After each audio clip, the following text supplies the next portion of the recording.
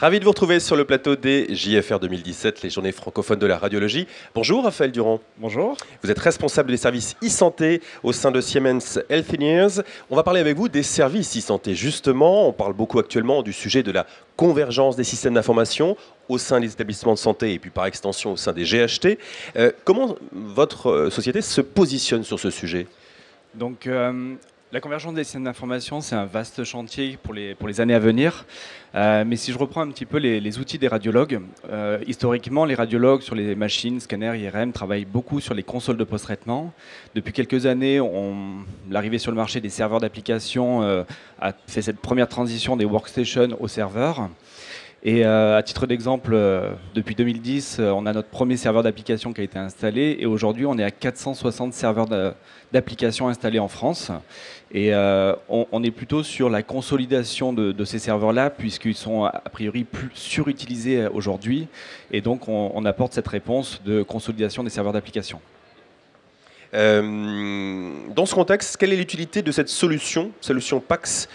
Comment vous distinguez finalement des autres constructeurs? Oui, en fait, les solutions PACS, ça dépend en fait peut-être des fournisseurs de PACS, mais la majorité des PACS sont aujourd'hui utilisés plutôt sur l'archive, les archivages des images médicales.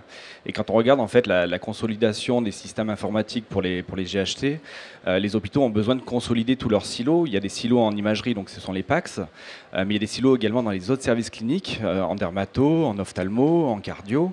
Et en fait, compte la réponse pour archiver toutes ces données-là, ce sont ce qu'on appelle les VNA, les archivages neutres, qui permettent vraiment de stocker l'ensemble des données médicales, incluant les images, donc le DICOM, mais aussi ce qu'on appelle le non-DICOM, donc tout le reste.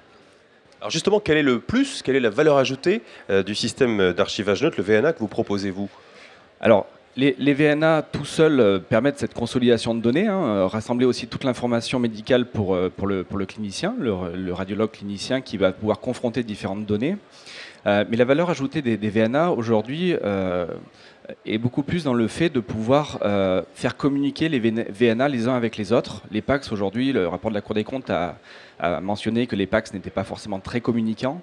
Et les VNA, par défaut, par nature, le sont beaucoup plus. Et en fin de compte, ces VNA, ce sont donc des entrepôts de données de santé qui sont complémentaires en fait aux plateformes e-santé. Les plateformes e-santé viennent interconnecter les entrepôts de données de santé les uns avec les autres pour permettre justement l'échange, le partage de données médicales, incluant bien sûr l'image, mais pas que.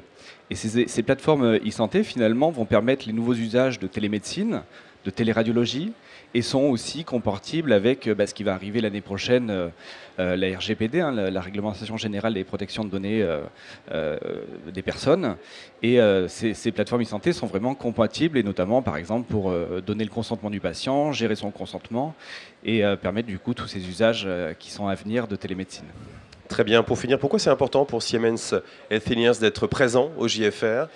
Alors, au-delà de tout ce qui est, on va dire, activité d'imagerie, les modalités, on a également des nouveaux services, des services que vous connaissez pour accompagner nos utilisateurs dans la formation sur nos équipements, le service après-vente de qualité, mais on a également des services. Donc moi, je fais partie des services e-santé. On a d'autres services qui vont être présentés, qui sont présentés sur notre stand et que vous aurez l'occasion de découvrir dans les mois à venir. Parfait, merci. Excellente JFR à vous, Raphaël Durand, et à très bientôt sur le plateau des JFR 2017.